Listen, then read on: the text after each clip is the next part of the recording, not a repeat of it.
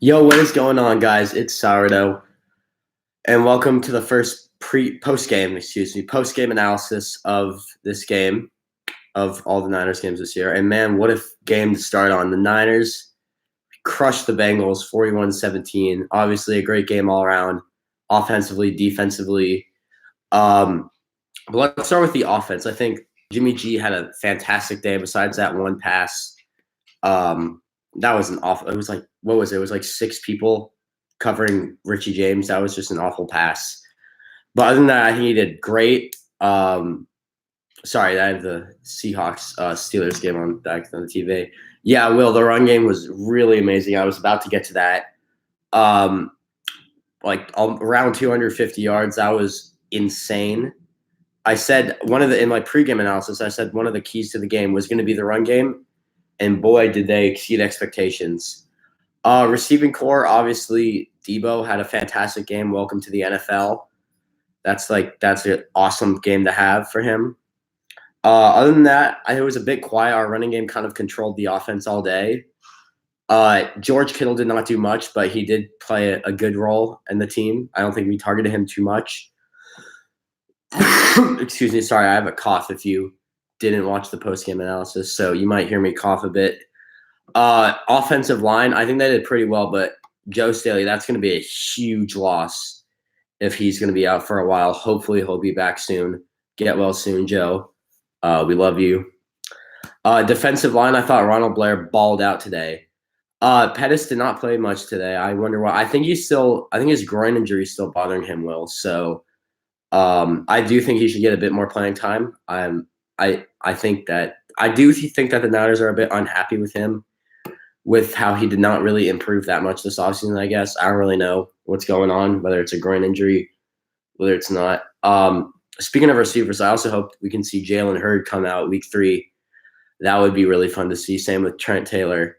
Hopefully they'll be back soon. But back to offensive line, I'm really hoping that Justin Skule, I don't know how you pronounce it, can step up. I think he was in for left tackle, maybe moving McGlinchey to left tackle. And actually, no, I don't think that's going to be a good idea. But yeah, other than that, I think the offensive line did well. A lot of holding penalties, in my opinion, I felt like.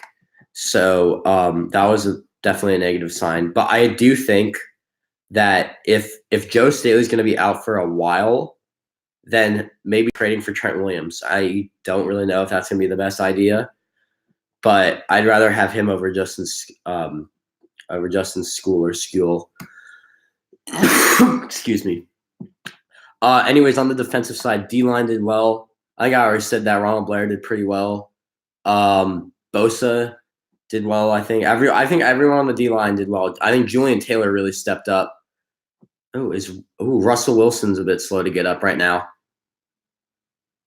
Oh, that could be big for us. Anyways, I think, yeah, all the D-line did pretty well. Julian Taylor stepped up in a big way, in my opinion. And, yeah, I mean, this is an awesome D-line. Also, I think D Ford got hurt. I didn't see the injury at all. I don't think he returned to the game. Hopefully he's fine. Apparently it was a knee injury. But we'll see what happens. The linebacker core, obviously Quan got a pick. That was really cool to see. It's a knee bruise for Staley. If it's a knee bruise, that would be huge. Let me turn on my Matt Mayoko notifications. I turn them off during the game. Turn on tweet notifications, yes. No, that's nothing. And then Rob Lauder is the other person I have notifications on. Where did you hear that from, A Master Titan? Because I'm kind of want to know. Hopefully that's the case, and he'll be back next week.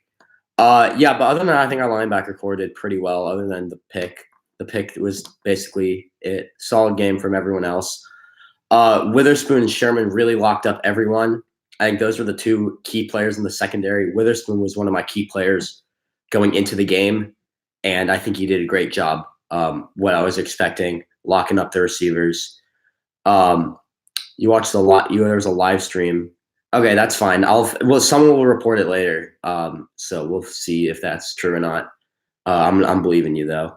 All right, isn't official. All right, we'll see. We'll see what happens. K'Wan Williams, that man was awful. Oh my god. Yeah, hopefully he can bounce back from that. But that was one of the worst performances I've seen in a while from a player on the Niners secondary. In considering that we've had an awful secondary throughout the past few years, that's really not a good sign. I think the safeties we didn't see that much from them. They were okay. But yeah, I think that's how the team did. And obviously 41-17.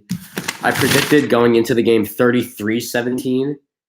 And that obviously I exceeded expectations. It was 41-17. So that would be an extra touchdown for the Niners. And 17 points for the Bengals. That's what they got on that last-minute touchdown. Yeah, and I think special teams did pretty well overall. Mosley had another big hit. That was fun to see. Gold missed a field goal, which is obviously rare to see. But hopefully he'll bounce back. That's his second miss, I think, this year in 2 weeks. So hopefully he'll bounce back. Excuse me. Anyways, let's just preview week 3. We play the Steelers week 3, and it looks like Big Ben might not play. That would be huge. He had if you're unaware, he had a right elbow injury. He's out for the game. Currently, they are down 28-26 to the Seahawks. It's on my TV right now. If Big Ben did not play, that would be huge. Hopefully, Joe Staley returns. And I think I had this. I'll get into my prediction next time for the pregame analysis for that game. I think I had the Steelers winning, but if Big Ben's out, that should probably change. So, yeah, I'm really looking forward to the next game. I'll get more into that in the postgame analysis and the pregame analysis for next game, excuse me. So this is going to do it for this postgame analysis. Next time, I'm going to let people call in. I'm going to let people call in on Snapchat, or if you know me personally on my phone, just either DM me on Twitter or text me. Whether if you don't know me, just DM me on Twitter at Stone Cold Kittle. And if you personally know me, just text me.